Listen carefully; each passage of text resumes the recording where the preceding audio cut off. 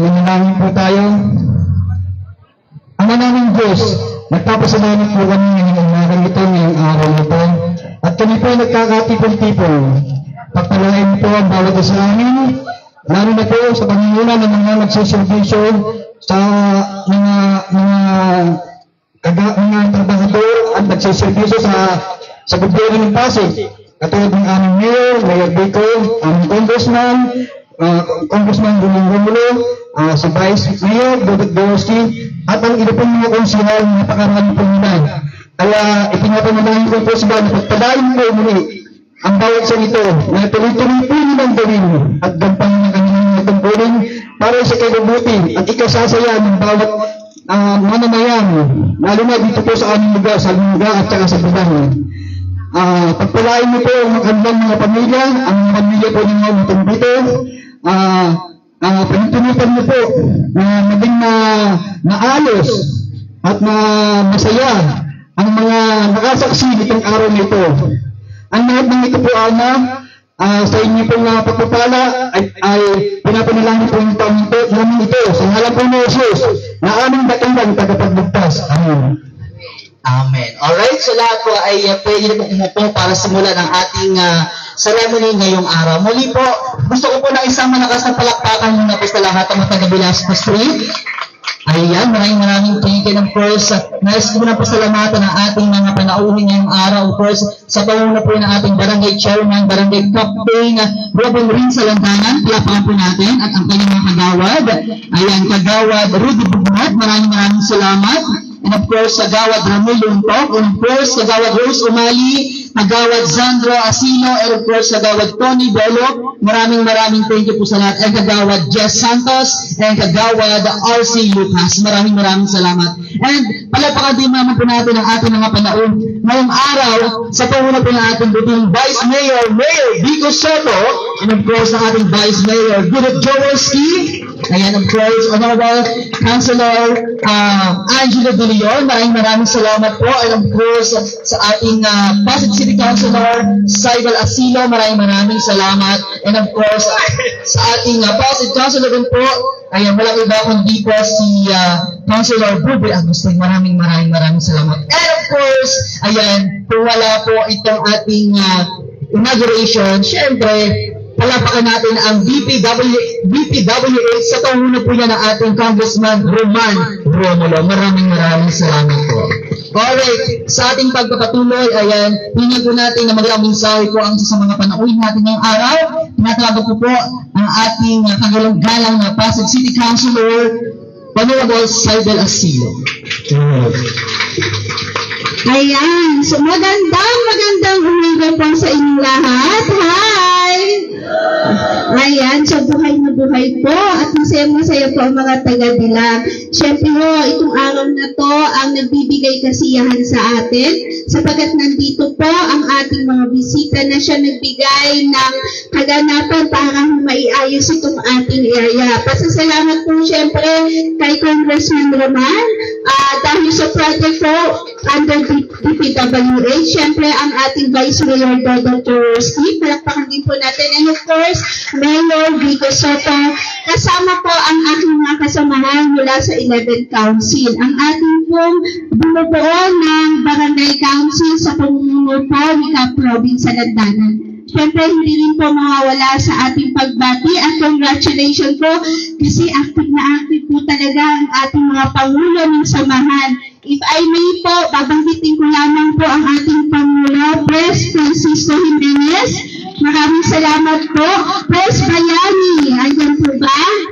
Pres Evelyn, Pres Nani, palakpakan po natin. Pres Jojo, Pres Alan, Pres Marlon, Pres Judy, Pres Domingo, Pres Marie ang ating lugar. Lagi nga ho namin sinasabi, ang isang maayos at maganda at malinis na lugar, mas mapayapa ang ating buhay. Tama po? Kaya mahalin natin itong lugar na ito sapagkat ito ang lugar na maraming salamat. I love you, pinagbuhatan. Ngayon po, palapakan natin ating pinakamasipag na ating Pasig Councilor, Honorable Cybel Asilo, maraming thank you. At ang susunod naman po na magsasalita sa unahan, ng barangay pinagbuhatan sa pagbubuhan ni Kapulagin sa Hungganan at ang kanyang mga kagawad, sa lahat ng mga Royal Presidents hindi ko nababagitin dahil baka crazy sa ko. Baka bago pa, nakakalimutan ako at pasensya na kayo po. Magandang umaga po. Siguro na ating Leon Vico Soto. Kayo din naman dapat proud din kayo bilang member of the Meeting ng Pasig dahil po kahit saan kayo nagpunta, kung tayo kayo sa City, Marikina, Samba, sa Makati, pag nalaman kayo Pasig kayo, sasabihin na sa inyo, uy, ang gawin ng sa Green Beach, sabihin lang sa kahon, sana wag naman kahon. Kayong mga huwa, kayo po yung dapat magsabi sa kanila na huwag naman tayo, alagaan natin yung ating marriage kasi dahil ng panahon, babalik sa inyo. Yung mga basulang itinapon ninyo. Alagaan po natin, yung ating topography, talagang binago-bago yan, at talaga naman matagal na inumpisahan ng Mayorbigo itong programa nito na dapat talaga ayusin lahat ng ating drainage rito sa ating lungsod, ang ating kalsada. Dapat kayo rin po, sana po tulungan nyo yung inyong lugar at talaga naman dapat alagaan natin yung mga proyekto ng gobyerno na para sa inyong lahat. Magandang umaga po sa inyong lahat. Kung sa inyong buwan gusto po, thank you po. Muli po, maraming salamat. From Giti ng Pasig po, ang ating Councilor, ayan, Buboy Agustin. Palagpakan naman natin everyone. Ayan. So, ang susunod naman po na magbibigay ng mensahe sa inyo, isa din po ito sa Giti ng Pasig, walang iba kundi po, Honorable Councilor Angelo Villar. Magandang umaga po sa ating lahat. Isang mapagpalang umaga sa ating lahat. Maraming salamat sa napakainit ninyong pagtanggap. Kumusta ho kayo? Sa lahat ho ng presidente na ho na nandito at kanilang mga opisyales. Siyempre sa mga kagawad na kasama namin kay Mayor Vico, kay Congressman Roman Romulo, kay Vice Mayor Dodot at sa aming mga kasama sa 11 Council. Masayang-masaya ho kami na nakikita unti-unting naaayos ang inyong lugar. Tama po ba?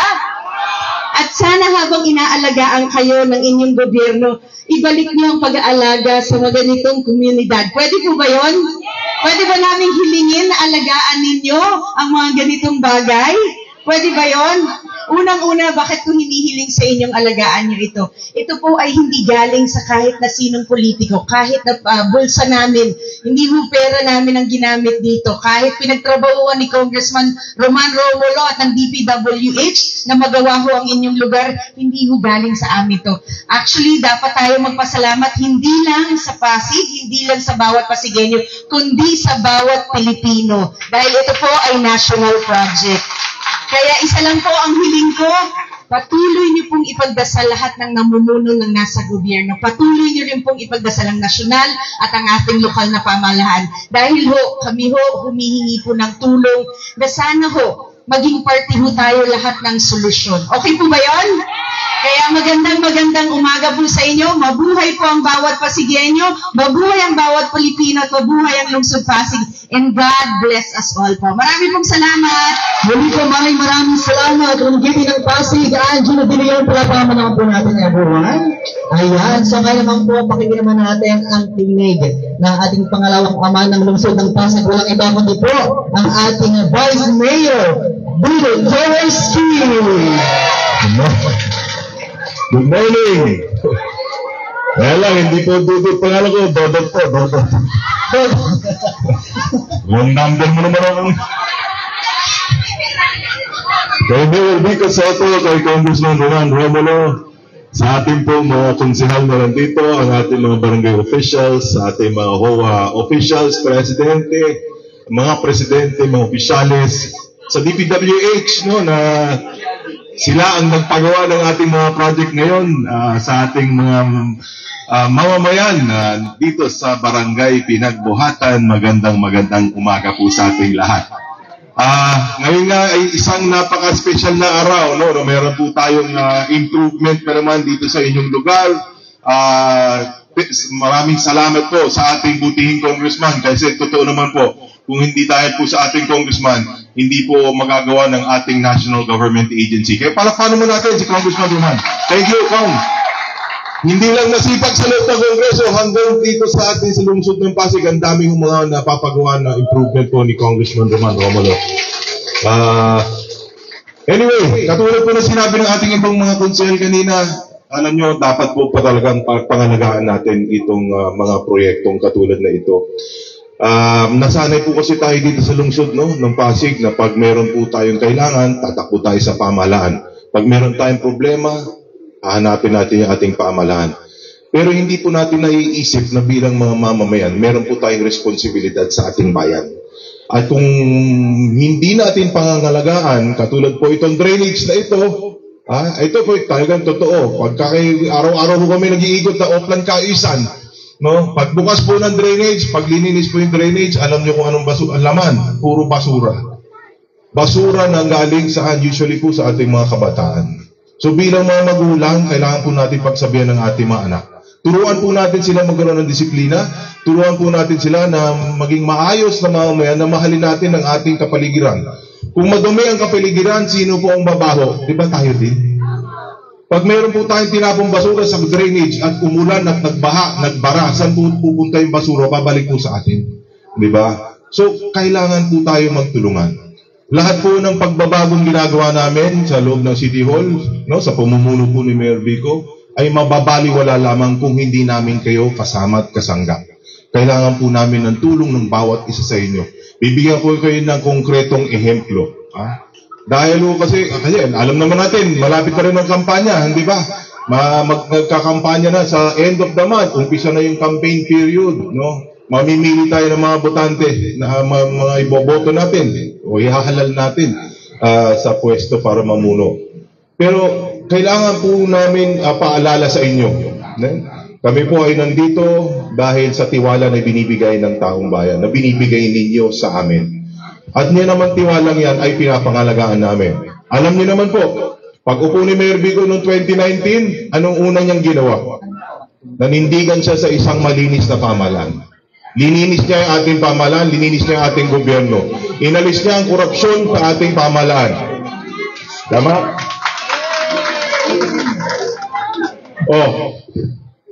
Magkano ang budget ng Pasig noong 2019? Alam nyo? Ang budget ng Pasig noong 2019, na minana ni Mayor Vico, is 10 billion pesos.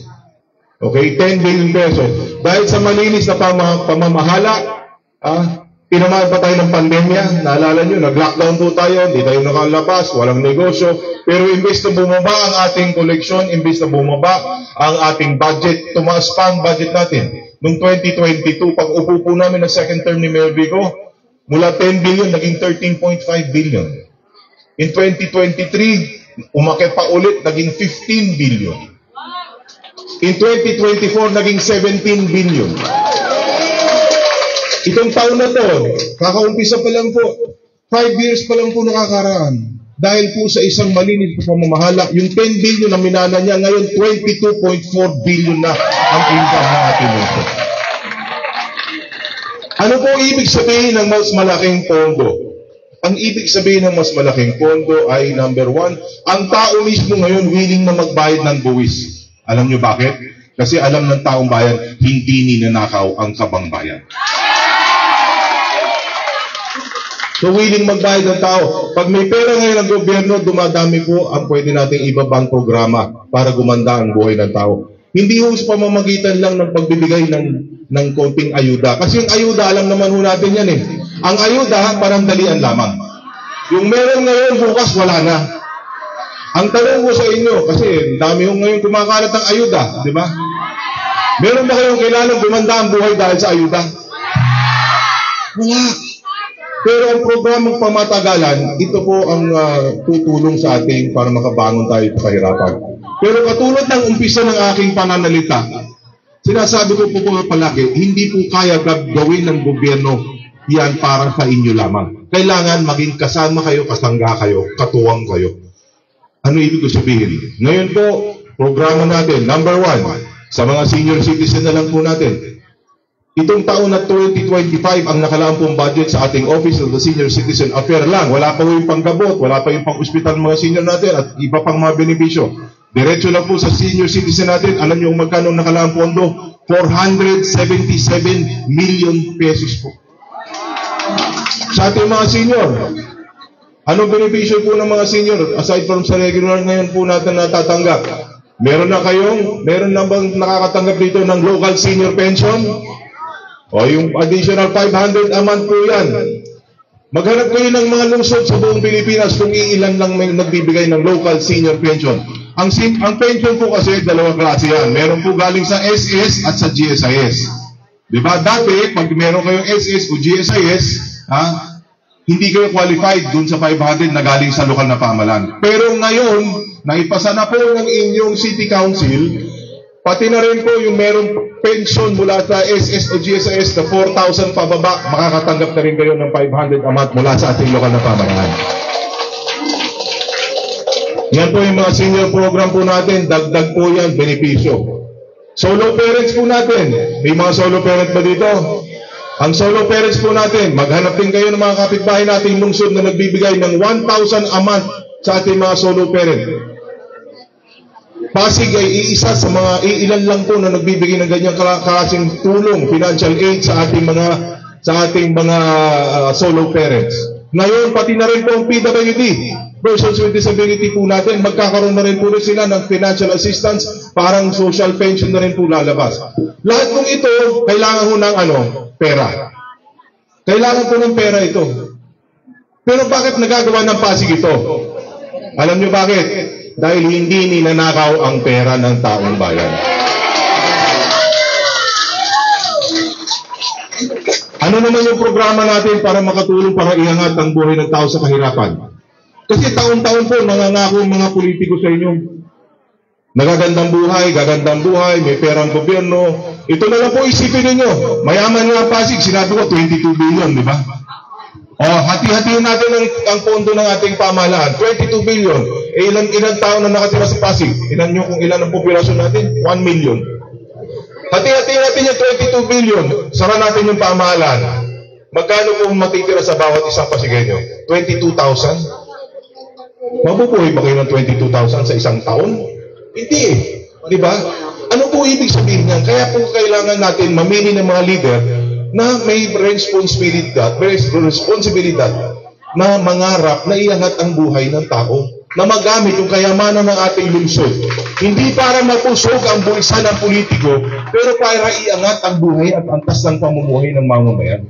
Yun po ang dapat natin tandaan at isipin. Number 1 program natin, education. Bakit education?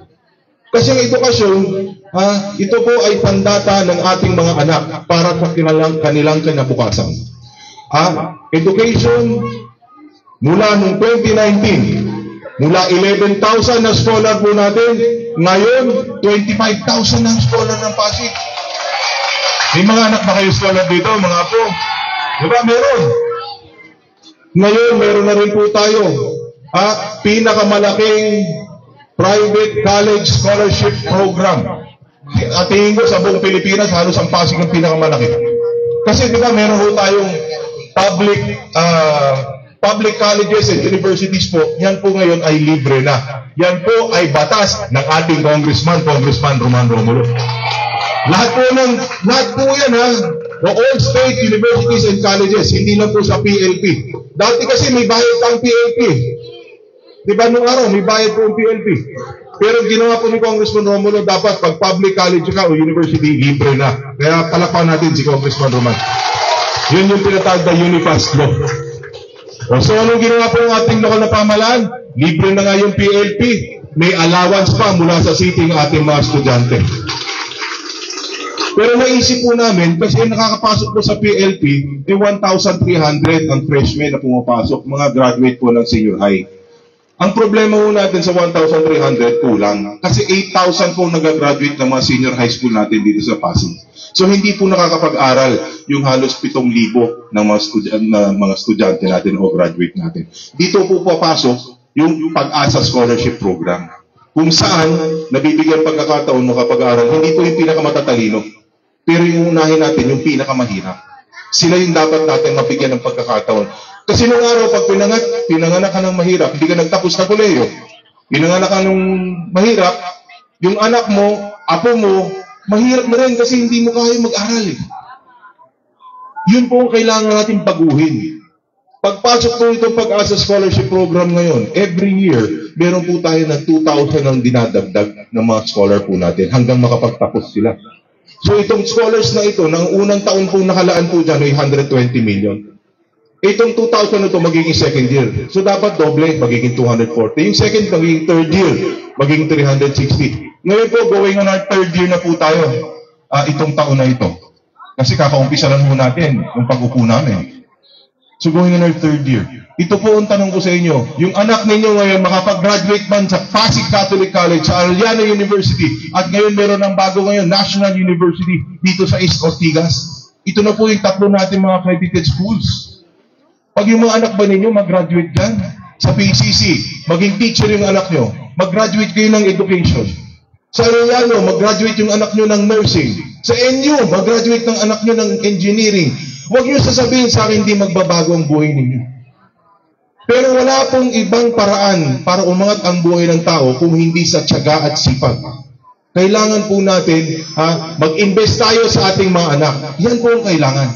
Kasi uulitin ko, ang ayuda, panandalian lamang.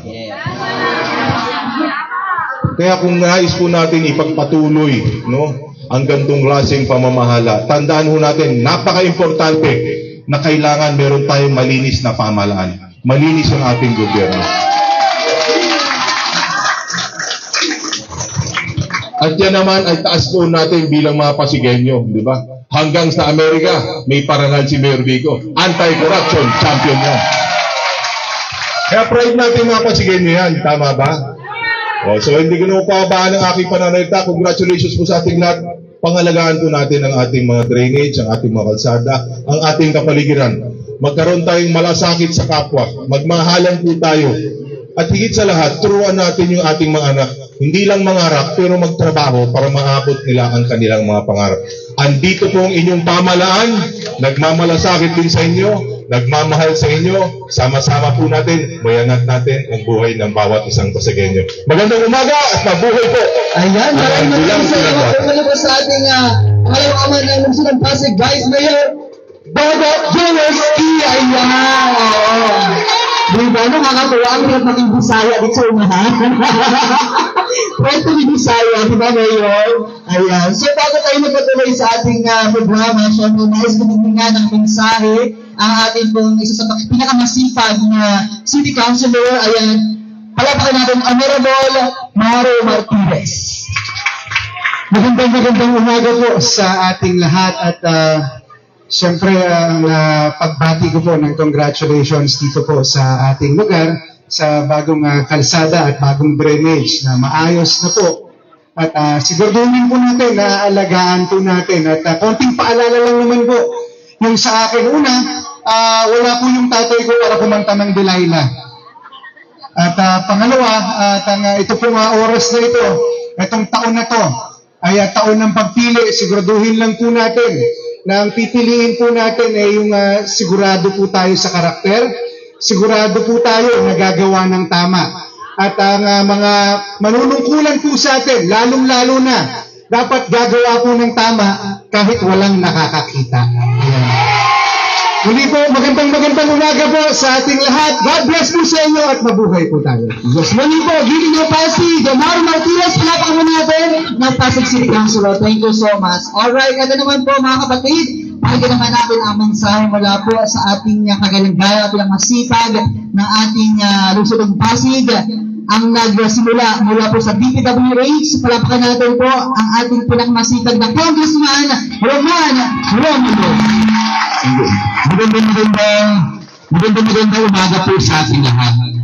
Unang-una po, hindi ko na po babatiin lahat kasi medyo mahaba rin yung oras natin. Pero sa totoo po, napaka-special po talaga sa amin dito sa Nagpayong, dito sa Barangay Pinagbuhatan. Alam po ninyo, hindi ako nagsasawa na ikwento na sa totoo po, noong 2018, nung nag-iisip po kami, kasama ko noon si Konsehal Vico Soto. Konsehal pa si Vico noon Nag-iisip po kami na baka naman panahon na tumakbo po ng mas mataas dito sa lungsod ng Pasig. Umiikot po kami noon. Isa po sa talagang lagi namin ang pupuntahan dito sa Nagpayong Pinagbuhatan. In fact, yung 2019 elections na yun po, yung kauna-unahan po namin na rally ng 2019, dito po naganap yun sa Kenneth Avenue. Dito ako na yung unang nagsalita ng first day ng campaign nun. Pero nung pumunta po kami dito ng first day ng campaign, kung maalala pa po ninyo, yung Kenneth nun, hindi naman po sementado yun eh. Minsan may parang sementado, minsan wala. Hindi mo nga maintindihan eh kung bakit papatsa-patsa. Pero nung panahon na yun, umiikot kami nila Mayor Vico, Vice Dodot, sinasabi po sa amin lagi na ang susi po talaga para sa mas maginhawa dito sa Nagpayon, kung sana naman, dekada naman na nakalipas raw, pag kami ng manungkulan, ayusin naman natin yung Kenneth Avenue. Alam po ninyo, yung binigyan nyo kami ng pagkakataon manungkulan, isa po yan sa unang proyektong ginawa namin. Nasabay pa nga po yan. Yung pandemic po na ginagawa yan, 2020, kumalala po ninyo. Pero sa isang banda, maganda rin na nangyari yun during the pandemic.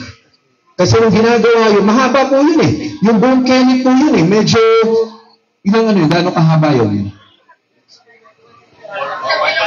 1.8, magano, 1 kilometer wall. Mahaba po yun eh. Alam niyo po, sa totoo, kung gagawa ng ganong kahaba, ang importante po dun talaga hindi ginagamit yung daan. Eh, swerte po ng panahon na yun, pandemic.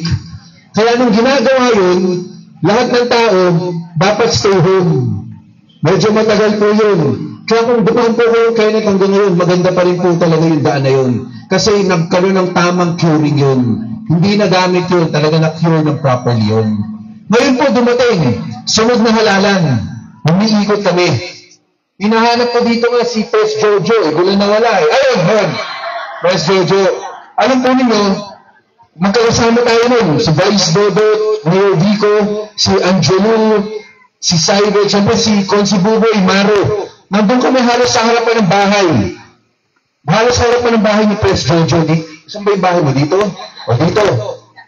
Alam niyo ho, sinasabi sana namin kay Pres noon na siyempre, lumabas siya, tumitingin siya, pero sa totoo, parang hindi siya excited na dumating kami noon. Parang okay lang. Okay lang. Sabi niya sa amin, Mayor, Vice, Congressman, paano naman ako magiging excited sa inyo? Yung daan ko hanggang ngayon, ganito pa rin. Sabi niya, tagal ko na dito presidente, ito hinihingi ko lagi. Ayusin naman natin. Pero para alam po ninyo, yun ang una natin ginawa. Yung kahabaan na yun, yung mga interior na yun, pati mga interior po, ginawa po natin yun. Pangalawa po doon, yung mga malalapit sa iyo hanggang Mount Ira. Umabot kami Mount Ira. Ito po yung phase 3. Dito sa side po ninyo ng Dilang. Ito po yung phase 3 na ginagawa namin. Alam po namin, kanina, nag-uusap kami dito ni Vice, ni Mayor, nag-uusap kami dito ng tatlo kanina. Kung matapos na to, ano yung susunod dito? Yung Mulawin, kailangan ayusin. Yung buong asilo, kailangan ayusin na rin po yun. Yun po yung susunod natin gagawin. May pondo na rin po yun yung susunod na gagawin. Abutan na tayo ng election man. So, hindi nangyayari yun. Tapos kanina, nung naglalakad dito, yung ibang interior, gagawin na rin po yun. Itong taon po na to. Para sa totoo po, no? Kinikwento ko kanina, habang umiikot ako, nakasama ko, matagal ko nang kilala, si Madam Auring. Pero nawala na rin si Madam Auring. Oo yung matagal na namin kasama dito, sa totoo matagal na. Kasi po sa totoo, tayo rin po yung, kung maalala po ninyo, tayo rin naman yung nagpasok ng Juan Meralco dito. Tayo rin nagbigay ng pondo para magkaroon ng kuryente po dito ng panahon na yun eh. Sila Auring ang kasama, Madam Auring ang kasama namin po noon. Ayun ka, si Madam Auring, ayun na pala. Pero, sa Aguilar, nandito na rin pala. Oh. Alam niyo po, sa totoo, Madam Auring, po tayo. Sa totoo po, sinasabi ko kay Ma'am Auring kanina, noong mga 2002, noong una ako umiikot dito, sa totoo, konti pa lang ang bahay dito noon eh. Talagang alikabok pa po lahat noon. Yun naman ang totoo. Kung anong nakita ko unang pumunta dito sa ngayon, nakikita po natin medyo malayo na rin po yung narating. Medyo gumaganda na siya. Pero ang totoo, sabi nga ni Vice Dodot kanina, ang mahalaga, pangalagaan natin. Tayo rin talaga ang magtulungan.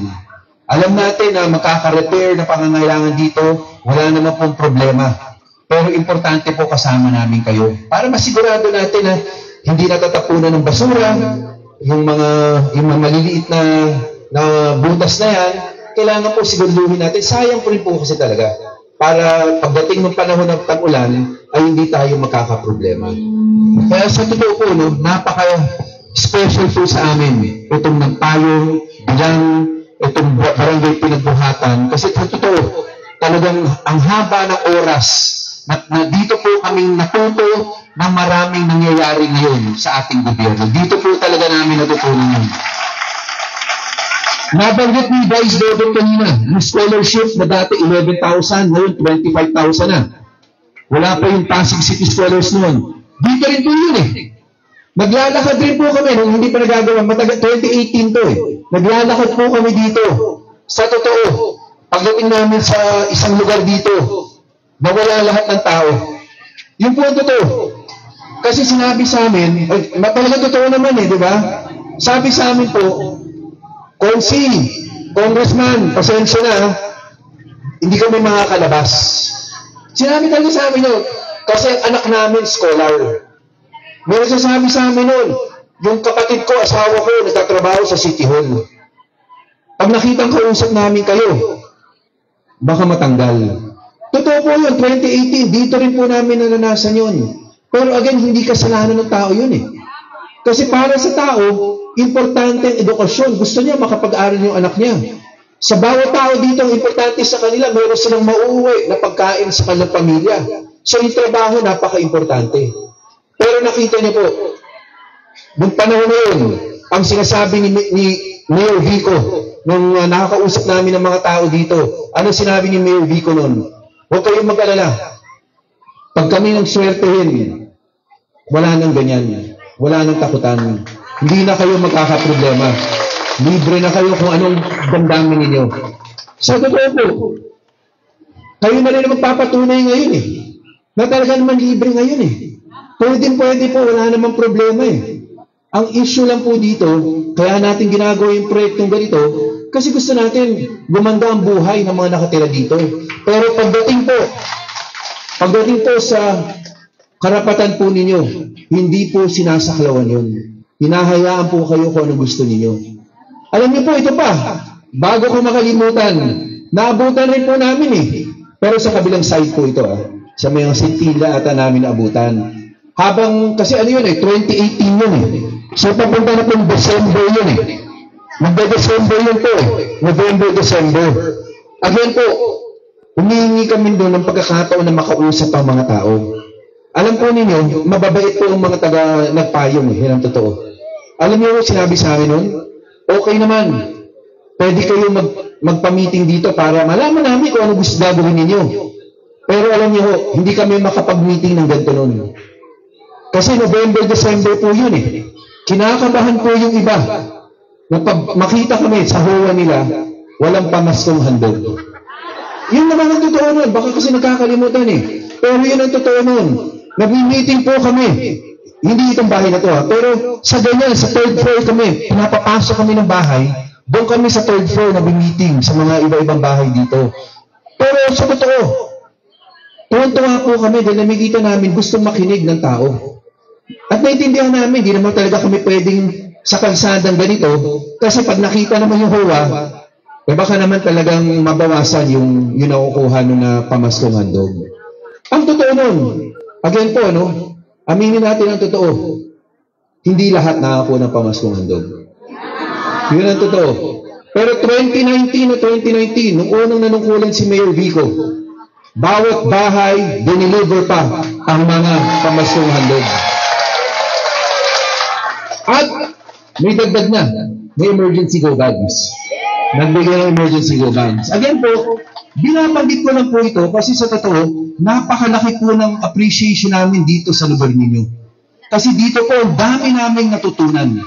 Yung mga polisiya na binabanggit ni Vice Dodot kanina, yung mga sinasabi ni lahat ng ating konsyel dito, marami po ng bunga ng experience po, ng pag-iikot namin dito. Yung nakita po namin ng dami ng tao kung anong kailangan nila. At yun po yung talagang sinagutan. Yun po yung, alam ko hindi perfecto, pero alam nyo, kung nasa noon, malayo na rin ang narating. Huli ko nang babanggitin po, kasi talagang grabe po yung experience namin dito Yung isa pa po, yung tungkol po dun sa anong panahon na yun, 2018, yung before the time ni Mayor Vico as mayor, ang uso rin po dun, maraming nagkakasakit di ba? Yan ang totoo. Tapos marami hindi kumikita talaga ng sapat. Pero panahon po na yun, ang uso sa atin nun, blue card, yellow card. Naabutan niyo pa po yun? Pero hindi lahat nabibigyan. Yan naman ang totoo. Wala akong ibig sabihin. Gusto ko lang ma-appreciate natin kung saan tayo noon, nasa na tayo noon. Pero pagkatapos po noon, unang-una po, ang ginawa, tinanggal yung mga blue card, yellow card na yan. Basta pasigyan nyo ka, lalo-lalo pag may full health ka, no balance billing na. Libre na po sa PCGH, sa Pasig Hope Medical Center. Yun po ang totoo. Tapos siguro, banggitin ko na rin, Mayor, kasi nandito na ako Karasabi na to Alam po ninyo, last year pa po, dapat naumpisa na po dito yung mga paaralan. Binili ng City Hall yung lupa doon sa katabi ng City Jail natin. Binili na po yun. Anong year na bili yun? 2021? 2021, nabili na po nila Mayor Vico yan. Tatayuan po yun, ang DepEd, ang national, magtatayo doon ng 12 stories na junior high school. Ang city po, magtatayo ng 12 stories rin na senior high school, mid-rise sa senior high school. Pero hindi ko binabanggit dahil doon. Kasi nandun na ako sa Pasig City General Hospital. Noong 2018 rin po, nung umiikot kami, nandun po kami sa mga meeting sa mga taas ng bahay. Ang laging sinasabi sa amin noon, ito po, karugtong talaga to Sabi, Congressman, Mayor, Consul Vico, paano to? Una-una yung daan ng Kenneth, lubak-lubak pa noon, in 2018, di gawa Pangalawa, kahit magawa yan, ang layo po ng PCGH. Di ba yun ang totoo? Pero kaya naman po binili yung lupa na yun, sa totoo. Pero yung detalye, hindi na ako lang magsabi noon. Magtatayo po doon ng super-duper-trooper health clinic ang city natin. Para hindi na po kayo. Yan po. Pero liwanagin po natin to Liwanagin natin to.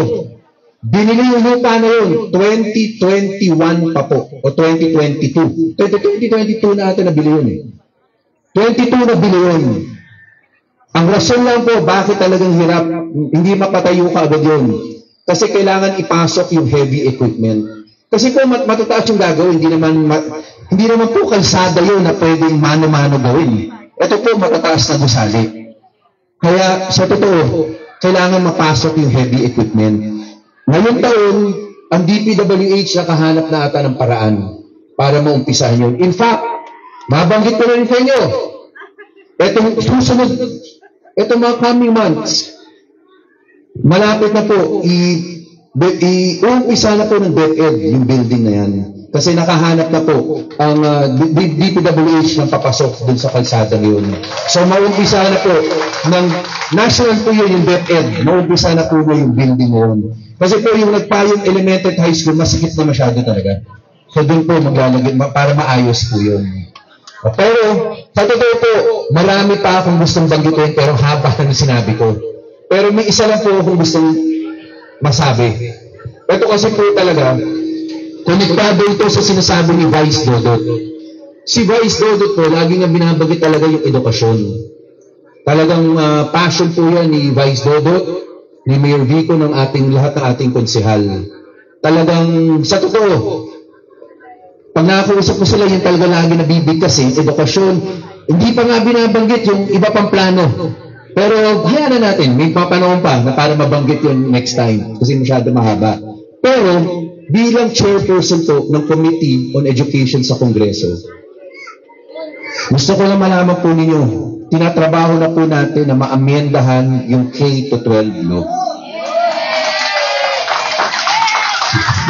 Sa totoo po, sa amin po sa House of Representatives, pasado ko na po. Inamendahan ko na po yan. Ang problema, kailangan ng bill galing sa Senado. Ang Senado po ngayon, in fairness naman, ongoing po ang hearings nila, kahit on break. Baka mahabol pa. Pero kahapon, pinulong po namin yung DepEd. Sabi namin, habang wala pang batas, panahon na pag-isipan ng DepEd na ayusin na po natin ito. Kasi sa totoo po, ang pangako sa atin, di ba nung sinabi may K-12, anong pangako? Pag nagtapos ka ng K-12, may trabaho ka, job ready ka. Yun yung unang sinabi, di ba? O pangalawa, napangako rin nun. O kung ayaw pa magtrabaho, sigurado yung anak mo, college ready. Tapos baka mabawasan pa natin. Kasi nagdagdag na tayo ng 2 taon sa 11 and 12, di ba? Yun ang sinabi sa atin nung proponents ng K-12. Pero ito na po, 2025 na. Una, alam natin na yung mga nag-graduate ng K-12, na tech walk track, may trabaho man makuha, yung trabahong nakuha, hindi naman po talaga yung ine-expect na kalidad na edukasyon. Kasi ang binibigay lang po sa atin, NC2. Di ba yung National Certificate 2? Ang National Certificate 2, ibig lang po sabihin nun, marunong ka na. Pero hindi ka pwedeng mag-isa. Kailangan ka pang bantayan. E di syempre, pag pumasok ka ng industriya, sabihin ng employer, training pa pala namin to. Ba't namin bibigyan ng kompletong sweldo? Kami rin pala magtuturo sa kanya. Doon pa lamang po, hindi na nag-work Tapos meron po sa atin, para maka-on-the-job training, sila pa nagbabayad. Para maka-on-the-job sila. So, doon pa lang maling-mali yung sistema. Pangalawa, yung mga mag-aaral na, gusto ko mag-kolehiyo. Sabi nila, di ba, gusto ko mag-college. So, sabi sa kanila, college ready tayo. Tapos, pag 11-12 ka, baka mabawasan natin to 3.5 years, 3 years yung college mo. Mas mahal kasi doon di ba? Tama kayo na. Alam niyo po, paano ngayon? Ngayon po, nagdagdag na tayo ng 11 and 12. Bugbog pa sa dami ng subjects yung bata na yun. Hindi pa tama yung guro na nagtuturo. Mismatch pa po. Hindi niya expertise yung tinuturo niya. So, yung bata, ang tagal mo na nga sa eskwelahan, daming pinapaturo sa'yo, pero yung nagtuturo sa'yo, hindi yan yung expertise niya. Tapos, ganito pa. Pag gusto mo mag-engineering, papunta ka ng kolehiyo, di ba? Pag gusto mo mag-engineering, maliban lamang kung mapuwa ka all the way. Senior high school up to college, mapuwa ka. Pero kung hindi ka mapuwa, nag-aral ka sa DepEd schools natin, nag-kolehiyo ka, gusto mo mag-college, dinadagdagan pa yung subjects mo. Pag hindi ka nag-STEM. Ang requirement ng engineering, kailangan mag-STEM ka, may mga courses doon. Paano kung nag-ABM ka, nag-UMS ka, nag-TechDo ka? Hindi mo nakuha yung subject na yun. So, nagdagdag na nga ng 2 taon sa education mo sa basic, magdadagdag pa ngayon sa kolehiyo. Paano kung gusto mo mag-psychology o yung mga ibang programa sa kolehiyo? Pag hindi ka naman nag-UMS, dadagdagan mo na naman ang subject. Kasi sa kolehiyo, pag nag-psychology ko, yung mga iba-ibang kalapit ng courses, kailangan may pre-calculus ka.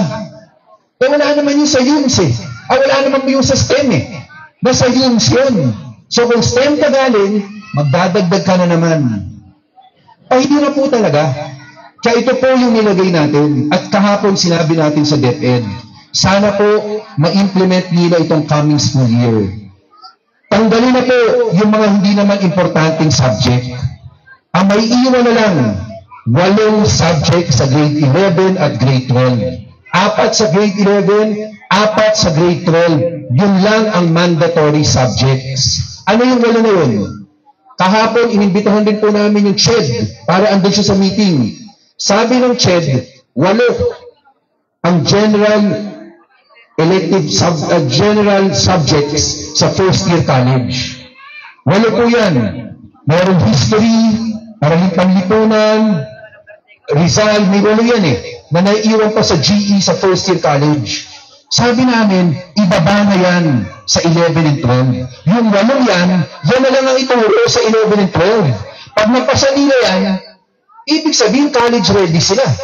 Kasi college subject yun Tapos pagtapak nila ng college, bigyan sila ng advanced placement examination para makredit yung 11 and 12 subjects nila na mandatory. Para yung 4 na taon, mabawasan na natin ng 3.5 years, baka pwede pang 3 years lang. Para yung gasto sa kolehiyo, mas bumaba. At mas mabilis na talaga makakuha ng expertise sila. Pero, may electives pa rin. Pero yung elective sa 11-12, hindi siya mandatory na kunin. Kasi may mga bata po, may mga anak kayo, hilig po nila talaga. Political science. Gusto nila matuto ng lingwahe. Dapat mabigay tayo ng elective. Pwedeng kunin ng bata sa 11-12. Pero hindi counted yun. Hindi niya kailangan kunin yun para matapos at makapagtapos ng 11 and 12. Para mas maaga po, dire-diretso, college ready na. Hindi na magdadagdag ng taon. Yan po yung usapan kahapon. Hopefully po, bigyan natin sila ng 1 or 2 weeks. Kasi ang problema po, yung batas hindi pa ganap kasi yung Senate hindi pa tapos. Pero, pag napasa po yung batas ko, pag ganap na batas yun, may bonus pa po ako doon. Ang sinabi ko, sa grade 10, graduation muna tayo. Pagka-graduate mo, doon ka na pipili. Mag-11-12 ba ako? Magtrabaho muna, magte-tech ko. Pero, may dagdag akong isa doon. Pagtapos ka na ng grade 10, pwede kang kumuha ng honors exam. Pag napasa mo yung honors exam, accelerated ka na. Hindi ka na dadaan ng 11 and 12. Diretso ka na ng first year college. Kasi ibig sabihin, kaya mo na. Dapat payagan na natin. Kasi ang totoo, ito naman po ang totoo. Ang batang Pasigueño, ang batang Pilipino, matalino talaga. Ang problema po, ang ginawa natin sa education system natin, binugbog po natin ang napakaraming kailangan matutunan na talaga nagkalituhan na po Ang bata nga po, napakabigat ng dalang mga libro. Kung may libro, minsan wala pang libro. Kaya bawasan na po natin. Doon tayo sa pinaka-importante. Marunong magbasa at naintindihan yung binabasa, math age appropriate. Doon na po tayo para siguraduhin natin matulungan niya sarili niya, pati ang kanyang pamilya. Alam niyo po, sa totoo, marami pa akong gusto mabanggit, lalo na experiences namin nung dati pa po. Ang dami po talaga namin experience dito, kaya ang ganda po talaga natutunan namin dito sa lugar ninyo. Pero, alam ko na may magsasalita pa, si Pres Jojo, Jojo. Kaya sa inyong lahat po, maraming salamat po sa lahat ng tulong, suporta na binibigay niyo po kami. Hindi mararating, hindi magagawa natin ito kung hindi dahil sa inyo. Maraming salamat. Mabuhay po ang lungsod ng Pasig. Yes, kaya naman mga kapatid, umaagos ang biyaya at pag-asa sa lungsod ng Pasig. Maraming salamat po, Congressman Roman Romulo. At ito naman, gusto nyo bang marinig, kapatid? Ito na, ang tingin ng ating buting ama ng lungsod ng Pasig, Mayor Vico Soto. Mga kabataan! Magandang umaga po sa ating lahat. Kamusta po kayo? Yung mga nakatayo sa likod, mataas pa ba energy natin? Yung mga nakaupo, inaantok na po ba kayo? Binabating ko rin po mga kasama natin na nasa upper box. Hello po sa inyo. Mga nasa second floor. Naririnig niyo po ako? Hindi niyo ako naririnig? Kung hindi niyo ako naririnig, kaway po kayo. Ayan, hindi nila ako naririnig. Maraming salamat po. Hindi ko na rin po babatiin lahat para i-shortcut ko na lang po. Pero sa inyong lahat, maraming salamat sa napakainit na pagtanggap sa amin. Kawis na po ako sa sobrang init ng inyong pagtanggap sa amin. Siyempre, una po, nais kong magpasalamat sa mga kasama natin na tumulong para maging posible ang pagpapagawa ng iba't ibang kalsada at drainage dito po sa Dilang. Siyempre, nandito po ang mga kasama natin sa DPWH. Palakpakan naman po natin sila. Ang gaganda po ng mga gawa ng DPWH ngayon sa lungsod po natin. At siyempre, narinig niyo naman po yung mensahe ni Congressman. At hindi ko po maiwasan habang nagsasalita si Congressman para akong nag-flashback, iba't ibang alaala ang pumasok sa aking isipan.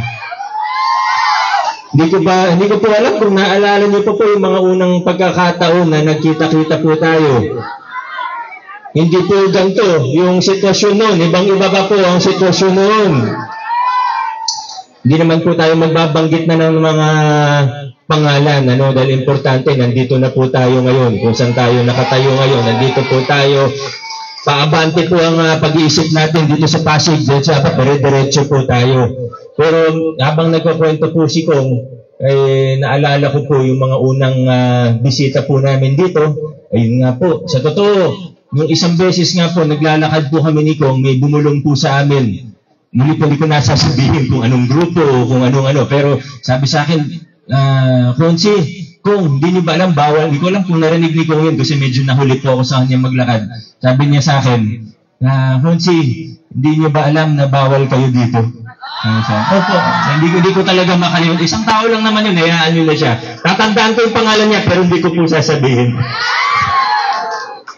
Pero alam po natin, hindi lang naman sa Pasig, pero sa totoo bilang mga politiko, lalo na pag nasa posisyon na, minsan meron kasing pag-iisip ang politiko. At aminin ko, minsan natutokso din po ako bilang mayor, na siyempre pag may nakita ka, may kalaban, may pumupormang ibang politiko, ay papaano mapapaisip ka Pero tayo po dito ngayon, sa lungsod ng Pasig, mas pinipili po natin na talikuran na yung mga lumang kalakaran na alam naman natin ay hindi tama.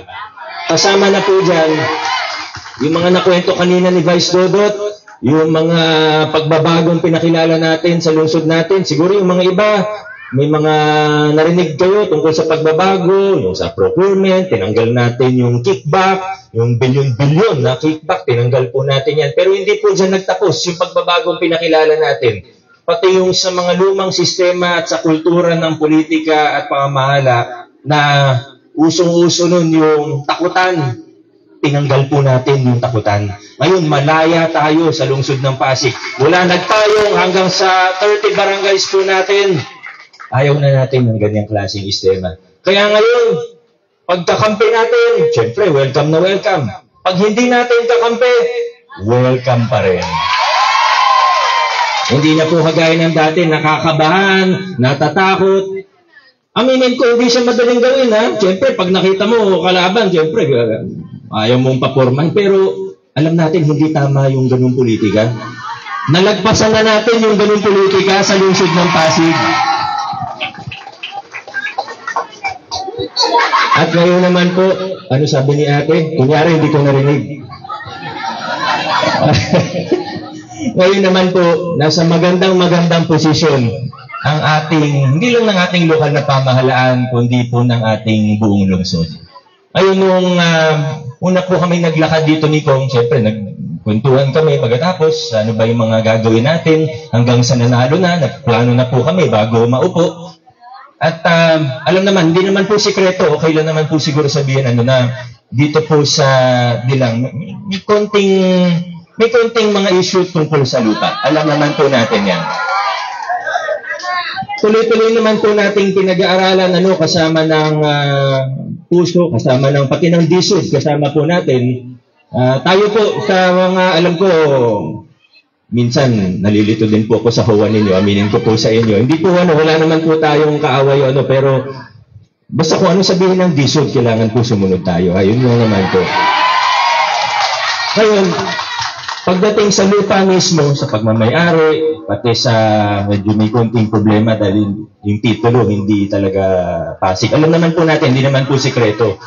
Pero sa amin, sa lokal na pamahalaan, tinuturing po natin ito na Pasig. At tinuturing po natin ang mga residente po dito na Pasigenyo. Kaya yung benepisyo natin, pareho. Taga-Pasig po kayo. Yun ang ano natin. Pero nung, yun nga, nagpaplano po, kaya kalong naman po nabanggit ito. Dahil naalala ko nga po, nung una pa po kami nagpaplano ni Kong Roman, noong 2019, di ba, July, nagsimula yung term namin. So, Mayo, nung panalo na, hanggang Hunyo, nag-uusap kami, paano bang gagawin? At napagkasunduan po namin ni Kong Roman na dun sa mga area na may konting question sa lupa, siguro hindi muna LGU ang magpapagawa ng mga proyekto. Ipasok muna, para hindi naman ako makasuhan. Ipasok muna natin sa DPWH. Kasi ang national, kahit saan pwede gumawa. Yung Kenneth, may part po dyan, sinasabing Pasig. May part, sinasabing Taguig. May part, sinasabing Taytay. Bukod pa sa Kainta. Pero Taguig, Taytay po talaga yun. Tapos nung katagalan po, kalahati ginawa. At hindi kalahating pa ganun, kalahati. Vertical po hinati. Alam na alam po ninyo yan. Hindi natin maintindihan. Mga nagmomotor, pag tumaas yung tubig ng konti, nagmomotor, biglang gano'n. Delikado po. Yung mga sasakyan, baka gano'n-gano'n, nakakatakot. So, nag-usap kami ni Kong Roman dahil nga po may mga konting question sa lupa, pero tinuturing naman natin siyang Pasig, kaya kailangan tulungan, ipasok natin sa DPWH. Kaya ako po'y talaga nagpapasalamat kay Kong Roman. Siguro pwede nating sabihin na maswerte tayo dahil ang mayor natin ngayon kasama pati city council at ang congressman, maganda ang teamwork. Yan ang pwede natin maipagmalaki. Diba paminsan-minsan, hindi naman natin nilalahat pero paminsan-minsan may naririnig ka sa ibang lugar, ang mayor, nakaawa yung congressman, congressman at mayor at council, may nag-aagawan sa isang proyekto, nagki-credit grabbing kung kaninong mukha ba ang pwede ipaskill dyan. Pasig, wala na tayong ganun eh. Nagkakasundo ang congressman, ang mayor, ang city council, maganda ang teamwork. Pero alam niyo ito, atin-atin lang, sikreto lang po natin to. Alam niyo ba't hindi nag-aaway hindi natin pinag-aagawan yung mga proyekto? Pag pwede gawin ng DPWH, sige, okay lang. Minsan nga, naka-budget na sa LGU, pero nakita, ay, pwedeng gawin ng national. Sige, okay lang. Alam mo, ba't hindi namin pinag-aagawan yung mga proyekto? Dahil hindi namin pinagkakakitaan ng mga proyekto dito. Basta kung ano yung budget ng lokal na pamahalaan, go lang tayo. Dire-diretso lang po tayo. At kaya, nagiging mas maganda rin yung mga proyekto po natin. Kung may budget, pwede natin gamitin sa ibang barangay. Kung papagawa. Kaya ang ganda po na may teamwork, napaka-importante po niyan. Kahit sa anong bagay naman, di ba? Pag may teamwork, iisa ang direksyon, mas mabilis tayong makakarating na pinatuturuan natin. Nasa magandang posisyon po talaga ang ating lokal na pamahalaan at ang ating lungsod ngayon. At ngayon naman po, dahil sa mga nakwento ni Vice, malaki yung budget natin, siyempre kailangan maramdaman ito ng ordinaryong mamamayan. Mahihain kasi si Councilor at mga konsel natin eh. Si Councilor Saibel, ang budget natin, inusuri po nila yan, pinag-aaralan po nila, naaprubahan po nila yan.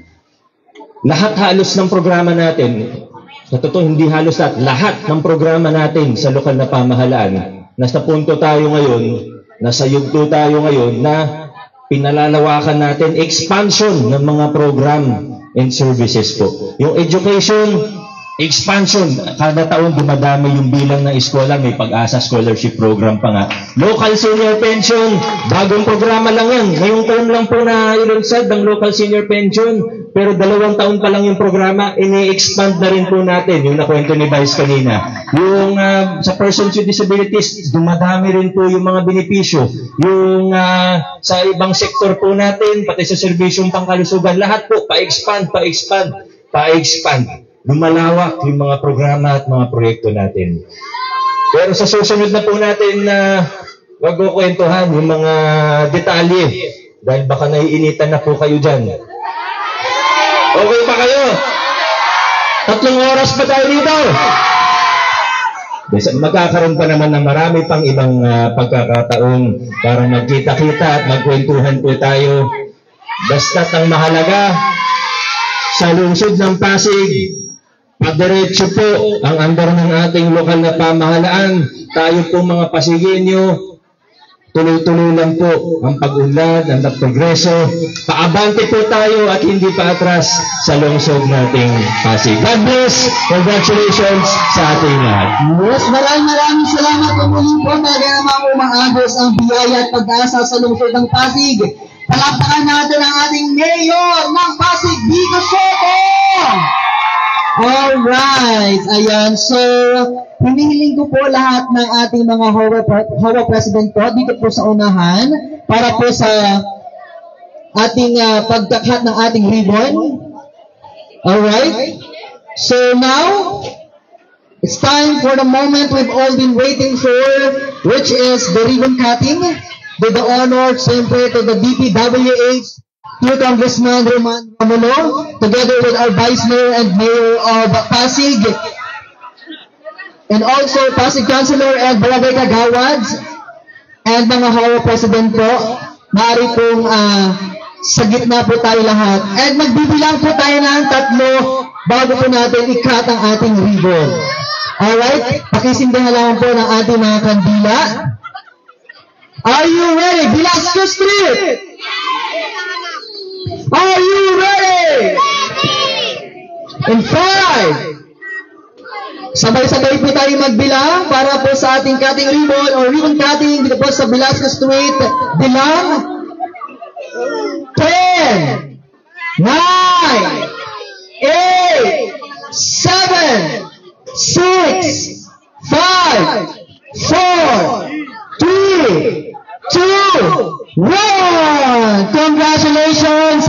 Velasco Street Bilang! Maraming salamat sa lahat ng mga dumalo ngayong araw. And may call in Brother Kenneth Tayaw for the prayer po. Ayan, wala po munang aalis po at andito po si Brother Kenneth Tayaw po para sa pagbabasbas po ng Velasco Street Bilang.